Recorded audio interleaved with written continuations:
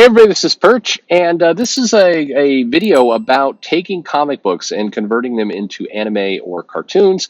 And it's brought to you by whoever that guy was who said I was trying to outsource comics to Japan I guess, save money for the corporations. I think that was how that all went. But we'll just say that. How's that? Anyway, this question that leads into says, "Hey Perch. Hope Texas is treating you well. Well, everything except for the potholes. But anyway, I had fun. I had fun. I had fun too. No, but the mail goes, I have a fun but also a kind of sad question. I was listening to music from an anime, and the anime is called Slayers, if you're familiar with it. And for some reason, I started picturing Super Sons off of it as an anime, and it got me thinking, if there was an anime for Super Sons, would it have saved the book and saved John Kent from being aged up by Bendis? I think I know the answer, but I can't help but wonder. So I'm going to take this question a little bit of a different direction, but I will answer what you said. So if Super Sons had become an anime, well, first off, just in timing, the answer is no. It wouldn't have saved the book. It wouldn't have saved the aging up. It would have stayed where it was, because it all happened rather suddenly. I mean, Super Sons had a roughly 2 year run. Is that right? I think about 2 years before Bendis aged him up. It wasn't long.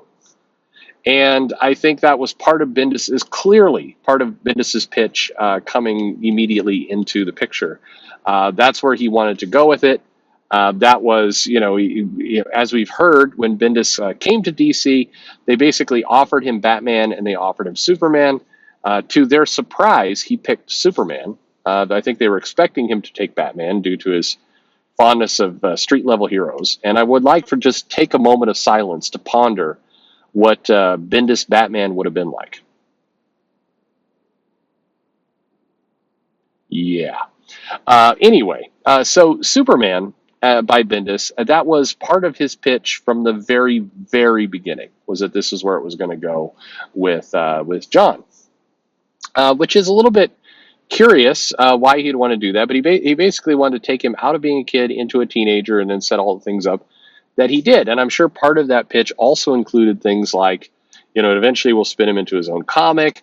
I've heard now from a number of people that the pitch to make him bisexual was very early on, long before we were talking about 5G stuff or anything else. That was a part of the baked in plan, and Taylor got to write it and run with it, which I would love to validate someday, because Taylor has pitched it as this was his idea when he came onto the comic, but other people in the Bendis circle claim that this was part of Bendis's thinking from very early on, which is a little bit confusing, because Bendis was having John Kent in Legion of Superheroes go after Saturn Girl, but anyway, who's keeping track at this point? But this was always part of the plan, so I don't think it would have mattered whatsoever. Now, here's where I think I'll take this in a slightly different direction.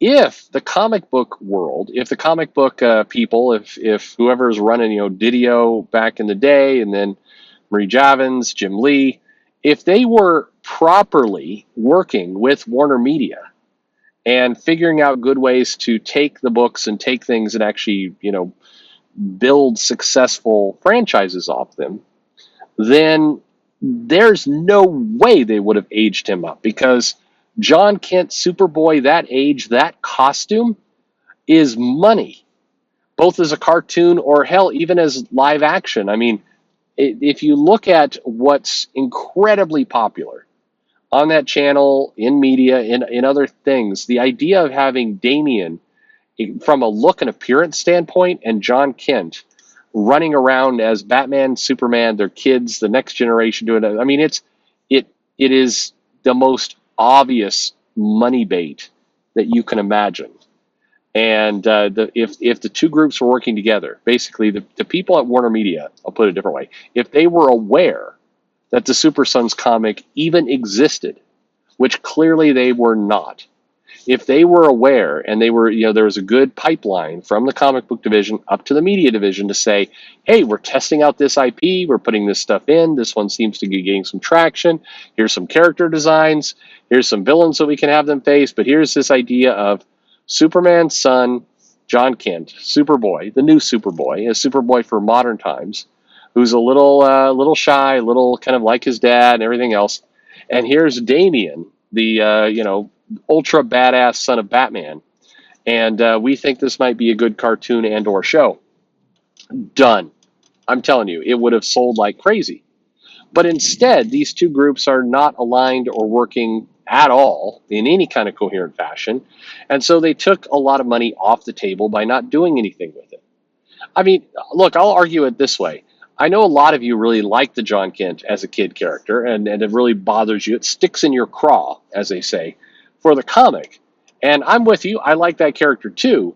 But the big tragedy from a pure money perspective is how much cash got left on the table because they didn't take advantage of what was right there in front of their face, what was obvious of this character, this IP that could just print money, and it would have. It would have been cheap to film in a lot of cases. I mean, the costuming was very achievable, all of that kind of stuff. It was an obvious play. So this is one of those cases where Bendis's pitch and the people who greenlit it, in this case Didio, they absolutely took money out of their company's pocket. Not by selling the comics. I mean, we can all speculate if they'd kept Super Sons going, but the sales for Super Sons were not amazing. But if they'd kept Super Sons going and it was selling, let's even say it gets to where it's selling 80,000 copies a month, which would have been a dramatic step up from what it was doing. And, and everybody's happy about that, right?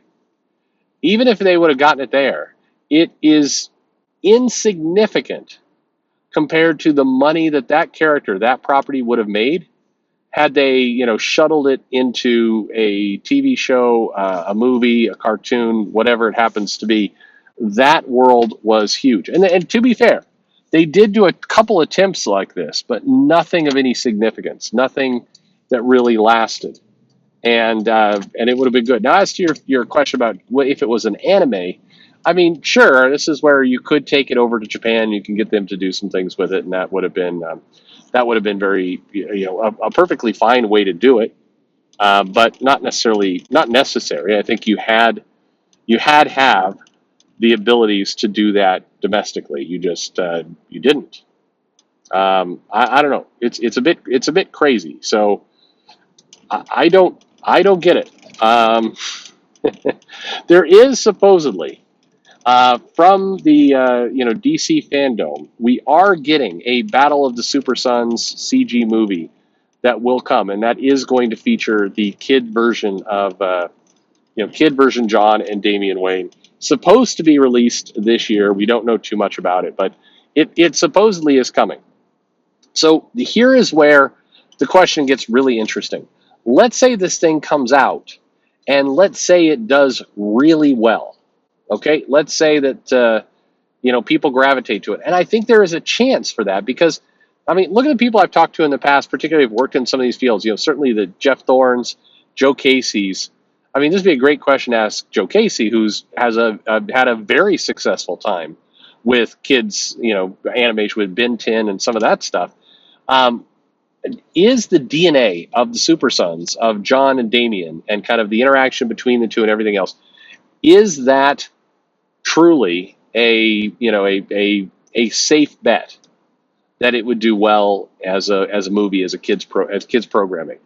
What if they release this movie, it goes out, it gets out, it's sold in Target or whatever, it's on HBO Max, and it's super popular and people really like it? Then what happens? Is that a world where somebody from Warner Media is like, holy shit, this thing's doing great, we need to make more of them? Unfortunately, this is people. I know some of you will ask the question, well, like, well, then somebody would go back to the comics and say, de-age him so we could, have more young John Kent stories. That's a wonderful idea. That's not what would happen. What would happen is that, basically, Warner Media, the studios would go, make more of these, and then they'd go out and hire some writers and they'd make more. And you know who they wouldn't tell? The people making the comics. I mean, there's maybe a chance somewhere, during the day as Marie Javins is trying to claim her hot desk, for the day because she got in late due to that traffic, and she's putting her backpack down across the chair, And somebody's like, "Hey, did you hear they're doing another Super Sons movie?" Oh, really? That's the kind of interaction that the comic people would get. Which isn't to say that at some point the comic people are like, "Holy shit, they're making all this stuff over there. We better quick greenlight a new Super Sons book." That could happen. I mean, look at Suicide Squad, both with King Shark and with Peacemaker, but especially particularly Peacemaker. Uh, James Gunn's doing Suicide Squad. It was very late in the game that somebody thought to tell DC Comics, "Hey, you should start doing some Peacemaker stuff because he's going to be in this movie." And John Cena's playing, and we think it might be a breakout character. Ah, crap, says DC. We should do that. That's that's how that happened. It definitely happened in reverse, and that's screwed up. But I think that if Super Sons had come out in a quick way, but more importantly, if the comic division was talking to the movie division and there was actually good communication happening and they were working together as one team, then there's no way they would have aged him up. I think if so somebody would have looked at Bendis's pitch and be like, no, no, screw this. That's money. You're taking money.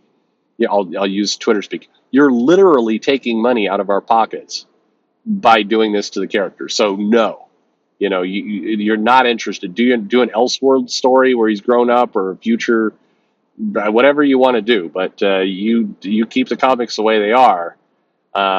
But honestly, even if you don't keep the comics the way you are, we're gonna continue to mean that the real version of the character is gonna be what we're doing in the movies. He's gonna be young there. So, but that's not the world we live in.